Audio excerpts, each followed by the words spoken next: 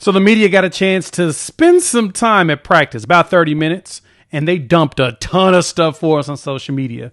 And there was a sleeper that populated that we're going to have to talk about because it sounds like he's probably going to answer a question that we have going forward. Let's dive into that. Before we do that, welcome to Unfair Sports. I'm your host, Jay. Thank y'all for pulling up to the channel.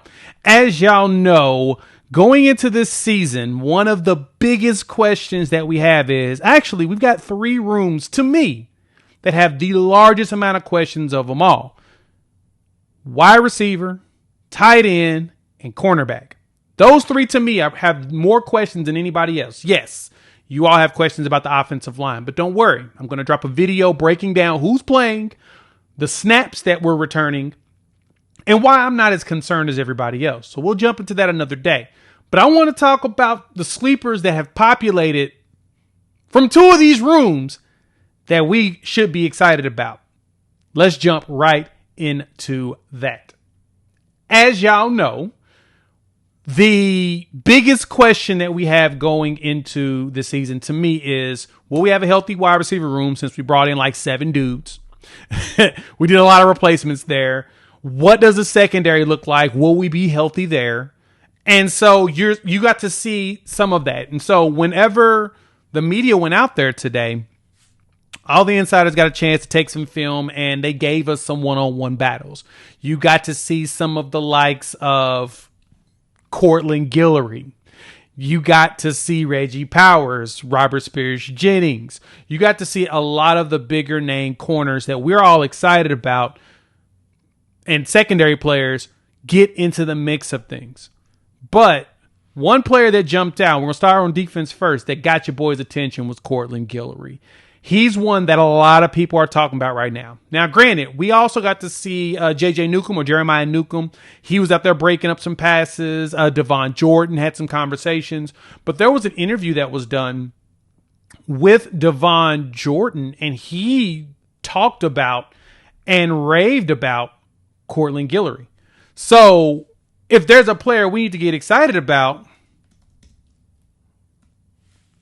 sounds like our guy Wavy Cortland Guillory is going to be that dude. I knew that he was going to be a dog coming in, and I've talked about him before here on the channel because we had heard from some players and some other folks and some parents who have watched practice and said, hey, that kid's going to be something. Well, you got to see a video of him and Keontez Lewis battling it out. It appears Keontez got the catch, but boy, was it fun to see and to hear about.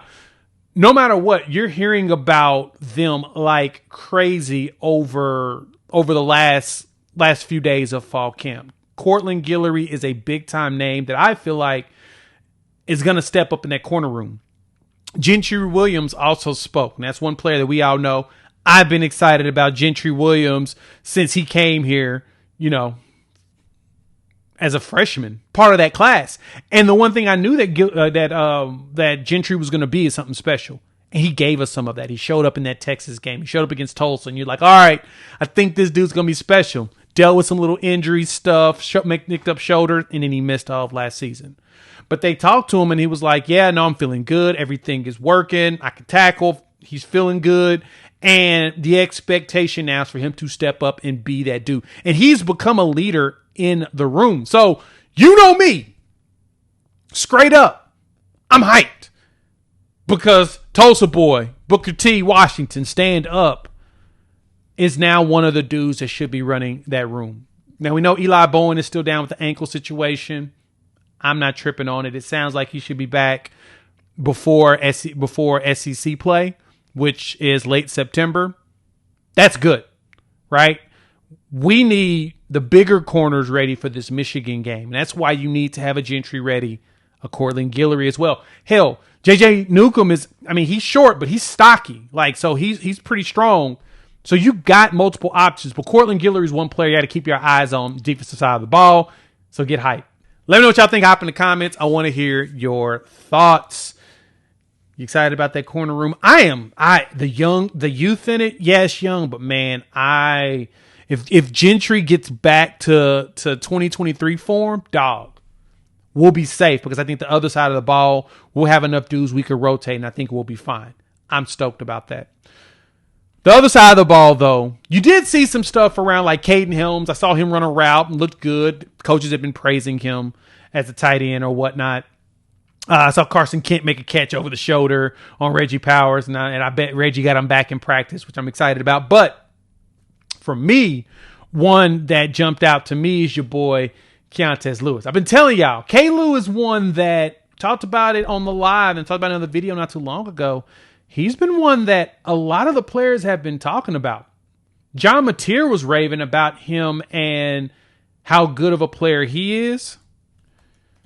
And not going to lie, man, he may be the wide receiver that stands out a lot more than what we expect. Like, I think he's going to end up being that sleeper wide receiver that goes out there and makes some catches that everybody's going to be like, ooh, he made a diving catch that George Stoya had. It was him battling Jacoby Johnson, and he got it in the back of the end zone, had a toe tap, made that bad boy. I'm just saying, dog. In the one-on-ones, go check out George Story. Go check out Jesse Crittenden.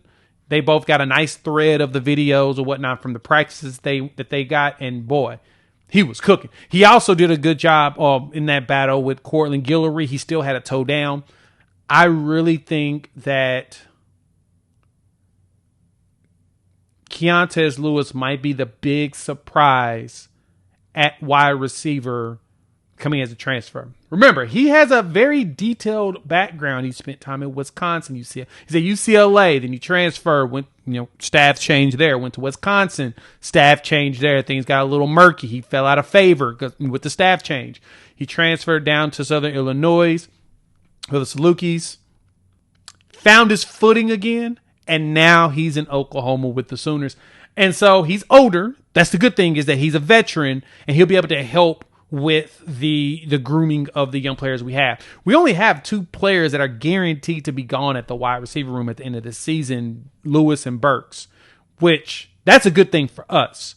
That just means that the future can be bright.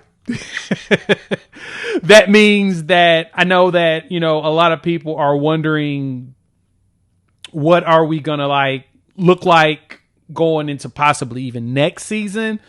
We're returning a lot of players. And I know that a lot of folks are worried and concerned about what our room looks like, but I think we're going to be fine.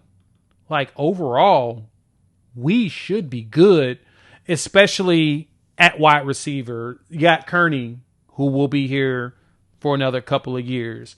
The room is not as empty as you think, but Keontez and Burks are the 2 that will definitely be, I believe, gone at the end of this year.